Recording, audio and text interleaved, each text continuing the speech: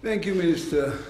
I would like to start by offering my condolences on the tragic death of Minister Evgeny Zinechev. It's a terrible tragedy. In our tradition in Israel, we say, may his memory be a blessing. 76 years ago, my father, Minister, was a child in the Budapest ghetto. He was destined to die. Then one day he heard people speaking in a language he didn't understand. And my grandmother, who was with him, suddenly lifted her head and she said, "It's Russian. The Russians have arrived. We are saved." The Red Army saved the world from tyranny and racism, and they also saved the 13-year-old boy in the ghetto, which is my father.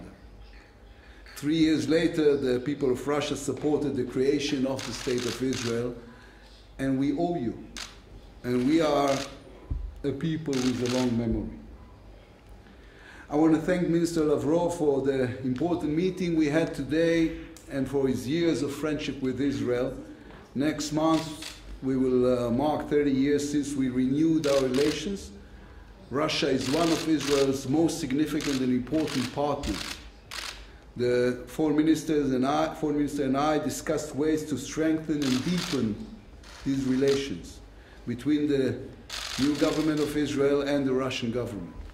We all aspire to bring security and stability in our region and to the world. Unfortunately, there won't be stability in Syria or in the wider Middle East while there is an Iranian presence. Iran is the world's #1 exporter of terror. It threatens us all. Israel will not sit quietly by while Iran builds terror bases on a northern border, or while Iran supplies advanced weapons to terror organizations, weapons intended to be used against us. We will maintain our ability to defend ourselves in the face of threats from Syria and elsewhere. We, of course, recognize that Russia has key interests in the region. That is why we formed the military deconfliction mechanism, which is both necessary and effective.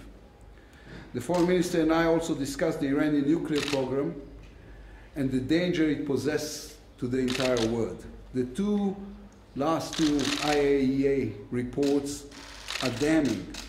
They include serious violations, fraud, deception, and outright lies. The picture is clear and very worrying. A rapidly advancing nuclear program without any effective supervision.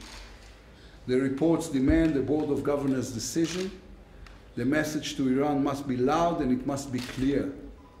Iran's march towards a nuclear weapon is not only an Israeli problem, it's a problem for the entire world. A nuclear Iran will lead to a nuclear arms race in the Middle East. And the last thing any of us want is to see nuclear weapons fall into the wrong hands. The world needs to stop Iran from getting a nuclear capability, no matter the price. If the world doesn't do it, Israel reserves the right to act. The Iranians have never hidden the fact that they want to destroy Israel. That is an existential threat to us. Israel will not allow Iran to become a nuclear state or even a nuclear threshold state.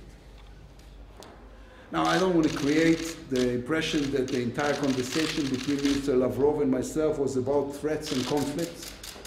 Israel and Russia have strong and deep ties in economics, culture, tourism, energy, and science. Without Russia, culture in the world and in Israel wouldn't be the same.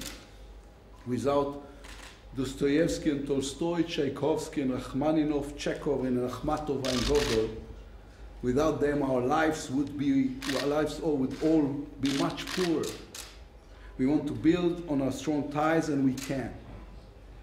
In a world hurt by the pandemic, we need to find new ways to do business, new ways to develop cultural and economic ties. There are over 1 million Russian speakers living in Israel today. One of them is our Minister of Tourism, Yoel Koster-Razbozov, who is here with us today. This is an incredible platform to deepen the ties and to create economic opportunities for both countries. I want to thank Minister Lavrov for the warm welcome and thank President Putin for his friendship and leadership. I look forward to even closer cooperation between our two countries in the coming years. Thank you so much. Уважаемые коллеги, переходим к вопросу, пожалуйста, газета «Коммерсант». Добрый день, газета «Коммерсант», Марианна Бель.